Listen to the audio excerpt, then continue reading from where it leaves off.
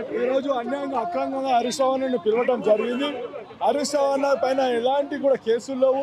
గతంలో లోపల high court supreme court కూడా చెప్పడం జరిగింది. ఫోన్ టాపింగ్ లో హరీష్ రావుకు ఎలాంటి సంబంధం లేదు, అసలు ఫోన్ టాపింగ్ జరగలేదని చెప్పేసి సుప్రీంకోర్టు కొట్టడం జరిగింది. ఈ రోజు హరీష్ రావు ఈ యొక్క ప్రభుత్వం చేస్తున్న అనేకమైన దురాగతాలను ఎండగడుతున్నారు. బీఆర్ఎస్ కార్యాలయం వద్ద కూడా పోలీసులు మీ కార్యకర్తలు అడ్డుకున్నారు. వాళ్ళ పనే అది.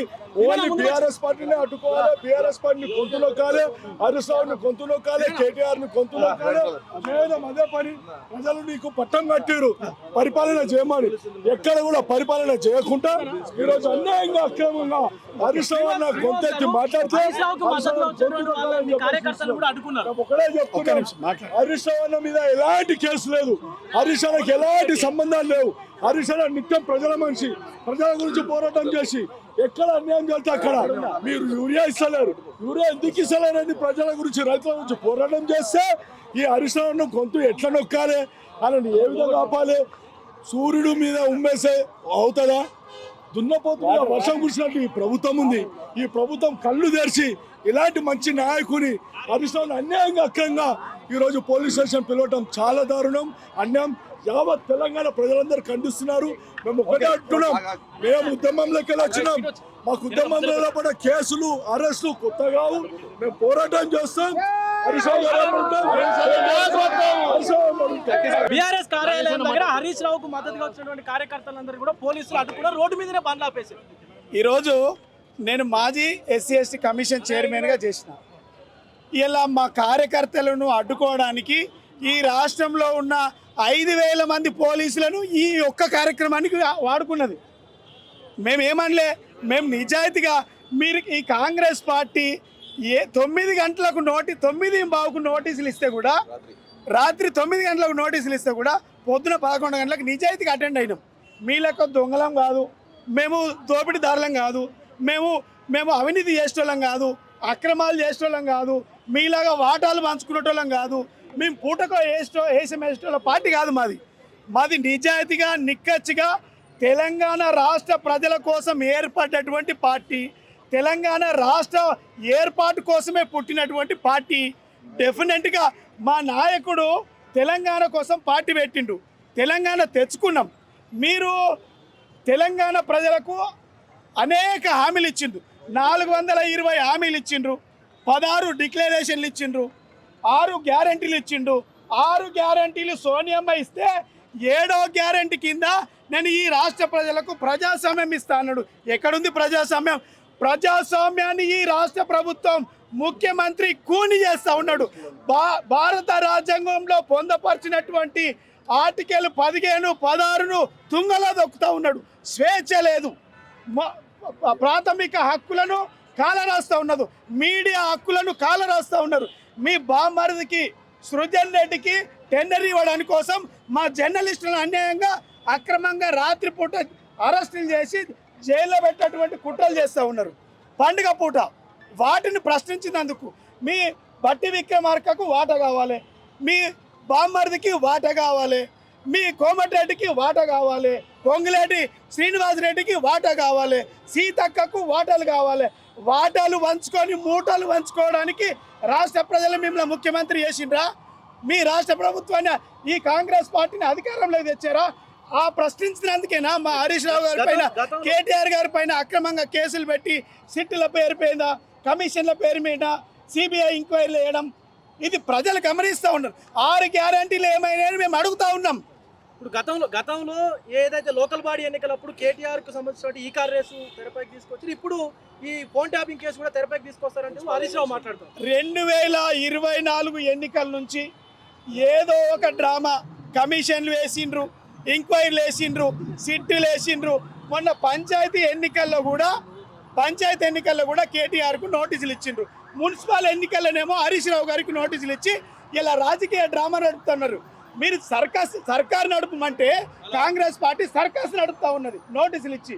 ఇలా మీ నోటీసులకు బీఆర్ఎస్ పార్టీ నాయకత్వం భయపడుతుందా? కేసీఆర్ గారు తయారు చేసినటువంటి సైనికులు భయపడతారా? డెఫినెట్గా మీ తాటాకు చప్పుళ్లకు, కాంగ్రెస్ పార్టీ చాటాకు తప్పుళ్లకు మీరు ఇస్తున్నటువంటి నోటీసులకు బీఆర్ఎస్ పార్టీ శ్రేణి నాయకత్వం ఎవరు కూడా భయపడరు. సమైక్యవాదులను మేము ఎదిరించి పోరాడి 14 సంవత్సరాలు తెలంగాణ తెచ్చినటువంటి పార్టీ కార్యకర్తల పార్టీ మాది. మీలాగా దొంగల పాట, కమిషన్ల పాట, కాంట్రాక్టర్ల పాట, టెండర్ల పాట, దోపిడి పాట, అవినీతి పార్టీ మీది. ఏ శాఖలో లేదు మీకు కుంభకోణాలు.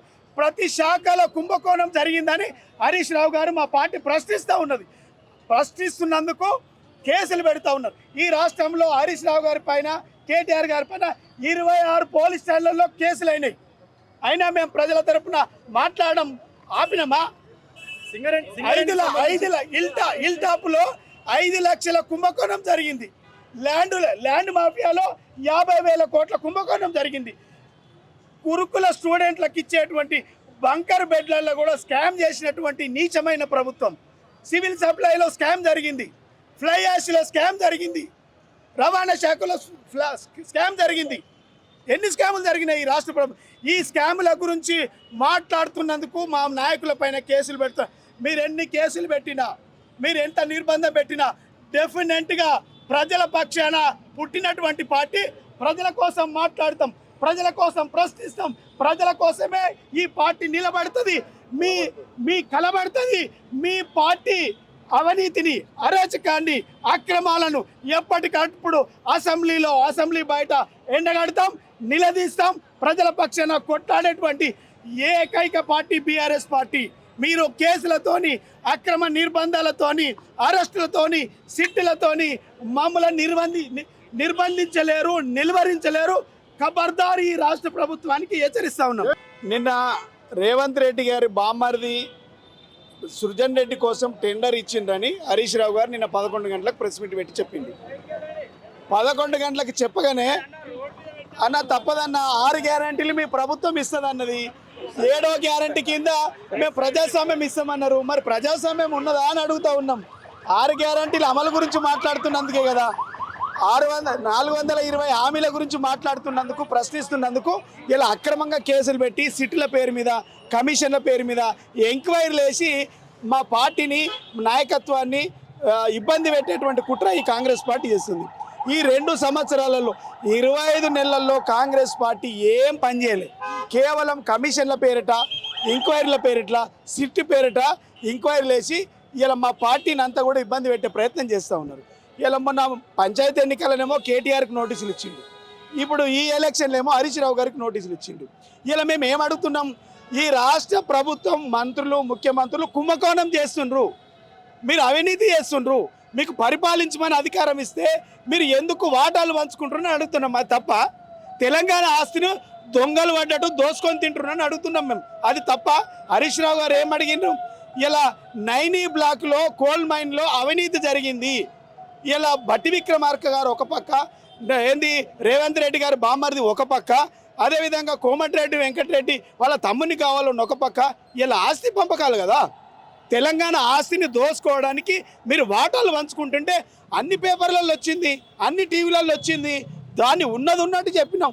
అంటే ఉన్నది ఉన్నట్టు మాట్లాడితే ఉలికెక్కువ అన్నట్టు ఈ రాష్ట్ర ప్రభుత్వానికి ఉన్నది చెప్తే ఉలికెందుకు? 11 గంటల ప్రెస్ మీట్ పెడితే రాత్రి 9:15కు నోటీసులు ఇస్తారు. అయినా మేము నిజాయితీగా ప్రజాస్వామ్యం మీద గౌరవంతో, ఇలా చట్టాల మీద గౌరవంతో, న్యాయ వ్యవస్థల మీద గౌరవంతో 9:30కు నోటీసులు ఇస్తే 11 గంటలకు అటెండ్ అయినాం. మమ్మలను అరెస్ట్ చేయడానికి, అరెస్ట్ ఎందుకు? మేమే దిల్దారుగా ప్రజాస్వామ్యం మీద గౌరవంతో, చట్టాల మీద గౌరవంతో మేమే వస్తుంటే మమ్మల్ని ఎందుకు అరెస్టు? తెలంగాణ భవన్లో కార్యకర్తలు అడ్డుకుంటారు, మేము వస్తుంటే మమ్మల్ని అడ్డుకుంటారు. ఈ రాష్ట్రంలో ఈ హరీష్ రావు గారి కోసం ఇలా ఈ ప్రోగ్రాంలో 5,000 మంది పోలీసులు వాడినరండి. లా అండ్ ఆర్డర్ ఒక పక్క కంట్రోల్ తప్పింది, మహిళలపై అత్యాచారాలు జరుగుతున్నాయి. ఇలా ఎక్కడికక్కడ రోడ్ల మీద హత్యలు జరుగుతూ ఉన్నాయి. వాటి గురించి పెట్టాల్సినటువంటి దృష్టి మా మీద ఎందుకు పెడుతూ ఉన్నారు? ఇలా జర్నలిస్టులు అంటే గౌరవం లేదు, ఇలా మీకు మహిళలు అంటే గౌరవం లేదు. ఎందుకు ఇలా మమ్మల్ని ఇబ్బంది పెడుతూ ఉన్నారు? మీరు ఎన్ని కుట్రలు చేసినా ఇలా కేవలం మిమ్మల్ని ప్రశ్నిస్తున్నందుకు, మీ అవినీతి బండారం బయట పెడుతున్నందుకు, 6 గ్యారంటీలు అమలైతే లేవని ప్రశ్నిస్తున్నందుకు, ఇలా 420 హామీలు అమలైతే లేవని అడుగుతున్నందుకు మా మీదే కేసులు పెడుతున్నారు. ఎన్ని కేసులు పెట్టినా, ఎంత నిర్బంధాలు పెట్టినా ప్రజల సంక్షేమం కోసం పుట్టినటువంటి పార్టీ, ప్రజల తెలంగాణ రాష్ట్రాల ఆత్మగౌరవం కోసం పుట్టినటువంటి పార్టీ డెఫినెట్గా ప్రజల పక్షాన కొట్లాడతాం, ప్రజల కోసమే నిలబడతాం. టీఆర్ఎస్ హయాంలో అసలు ఫోన్ ట్యాపింగే జరగలేదా? ఫోన్ ట్యాపింగ్ చేసిందో జరగలేదో పోలీసు వాళ్ళు మీ హయాంలో ఉన్నారు కదా, దానికి ఒక దాని హయాంలో నిజంగా జరగలేదని ముఖ్యమంత్రి చెప్పింది కదా. సుప్రీంకోర్టు హైకోర్టు ఏం చెప్పింది? హరీష్ రావు గారిని పిలవద్దు విచారణకు అని చెప్పింది కదా. పోలీస్ ట్యాపింగ్ జరగదని ముఖ్యమంత్రి ఒప్పుకున్నాక ఇదంతా ఏంది డ్రామా? ఇదంతా కేవలం రాజకీయ పబ్బం గడుపుకోవడానికి చేస్తున్నటువంటి డ్రామా.